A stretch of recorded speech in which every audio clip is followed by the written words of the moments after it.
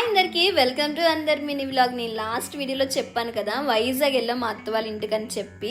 అక్కడ షూట్ చేసిన వీడియోని ఇది మీకు చూపిస్తుంది. ఏంటంటే చిన్న పిల్లల బ్రష్లు ఎంత క్యూట్గా ఉన్నాయి చూడండి. వాళ్ళకు కూడా ఒక్కొక్క యాక్షన్కి ఒక్కొక్కటి అంట. పేస్ట్లో కూడా డిఫరెంట్ డిఫరెంట్ ఫ్లేవర్స్ ఇచ్చాడంట. ఎంత ఫెసిలిటీగా ఉందో చూడండి. ఇంకొంచెం ఇంట్రెస్టింగ్గా అనిపించిన విషయం ఏంటంటే ఇక్కడ కనిపిస్తున్న మొక్కలే. అదేంటి ఇందులో ఏముందిలే అని మాత్రం అనకండి. మొక్కల్ని పేకడంలోనే కాదు, పెంచడం నాటడంలో కూడా కొంచెం హ్యాపీనెస్ ఉంటుందని ఎవరో చెప్తే విన్నానులేండి.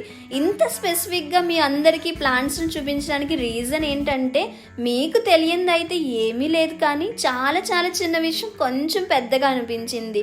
ఏదైనా ఒక మొక్కను పెంచండి అంటే స్పేస్ లేదు, కుండీలు లేవు, అవి కొనాలి ఇవి కొనాలి, ఇంకా చాలా రీజన్స్ చెప్పి చాలామంది తప్పించుకుంటూ ఉంటారు.